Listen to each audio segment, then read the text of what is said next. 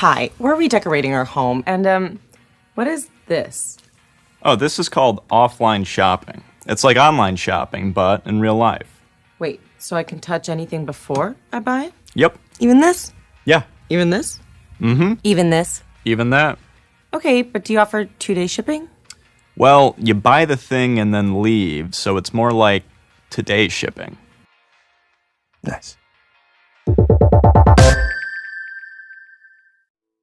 Bed Bath & Beyond was founded in 1971 by former co-chairman Warren Eisenberg and Leonard Feinstein. It was originally called Bed & Bath and started with one store in New Jersey. Over time, the company expanded into a broad array of housewares and added the Beyond to the name in 1987.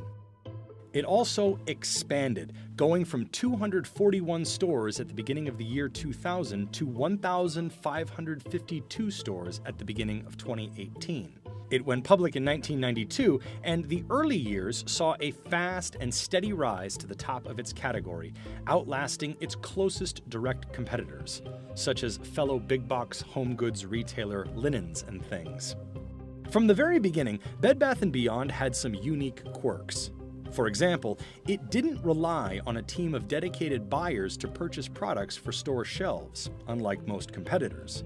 Store managers did a lot of the purchasing instead. This allowed each store to tailor its selection to local markets, but became more of a liability as the company grew.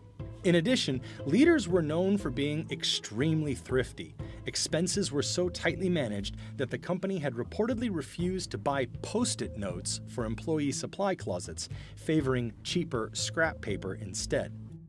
To customers, however, Bed Bath & Beyond is perhaps best known for practices such as its very generous return policy and its liberal use of coupons. Perhaps its most famous is the coupon offering a 20% discount, which for decades has popped up in mailboxes around the country. For a long time, both the coupon and the return policy were thought to be clever ways of drawing customers into stores and getting them to purchase more than they had originally intended when walking in. While it appeared to be cut from a different cloth than competitors, Bed Bath & Beyond was fantastically successful. Shares rose from $1.13 on the first trading day at the company's IPO to an all-time high of $80.82 set in January 2014. The company, from the time it went public in 1992, did not miss my estimates until 2007. It was really one of the most impressive performances that I've ever seen out of a public company. Thrift, strong customer service, and a decentralized structure that gave store managers a lot of power paid off for a company that was rapidly expanding. Over time, Bed Bath & Beyond became what industry observers call a category killer. That is a term for a retailer with a large network of unusually big stores stocked with vast inventories and very competitive prices. They include home improvement stores such as Home Depot and Lowe's, Petco and PetSmart in the pets category, and Best Buy in electronics. For a time, Bed Bath & Beyond wasn't the only killer in its category, until close competitor Linens and Things went bankrupt in 2008 as the U.S. economy fell into a deep recession. That seemed a blessing for Bed Bath & Beyond and put the wind at its back, but many say the years that followed were when things really began to go wrong for the chain. While overall sales have grown from about $7 billion in 2009 to $12 billion in 2019 as the company has expanded, same-store sales fell in 2017, 2018, and 2019. In the first fiscal quarter of 2019, same-store sales fell more than 6% over the same quarter in the previous year, widely missing estimates. And despite rising revenues, profits fell every year from a high of $1.03 billion in 2013 to that $137 million loss in 2019. Its share price began to fall in early 2015 from the high $70 range to around $11 in July of 2019. Bed Bath & Beyond is facing trouble just about everywhere, online and offline. Like many category killers, critics say it rested on its laurels once it outlived traditional rivals and underestimated the threat posed by e-commerce companies, such as Amazon. Its famous frugal company culture kept it from making needed investments in technology to keep up with emerging trends, particularly in its online platforms. Critics disparage the company's website as clunky and inefficient. Customers have to go through several more steps on its site to complete a purchase than they do at major competitors, such as Amazon and Wayfair. But complaints about the company's brick-and-mortar stores abound as well. Sections are said to be overstocked with a dizzying array of choices. During a presentation to shareholders, activist investors counted frying pans from 18 different vendors in one store, and a wall of various garbage cans. The activists declined to comment for this piece, citing the terms of their settlement with the company. Despite the choice, most of the products Bed Bath & Beyond sells can be bought just about anywhere, which makes it difficult for the chain to distinguish itself in a competitive market.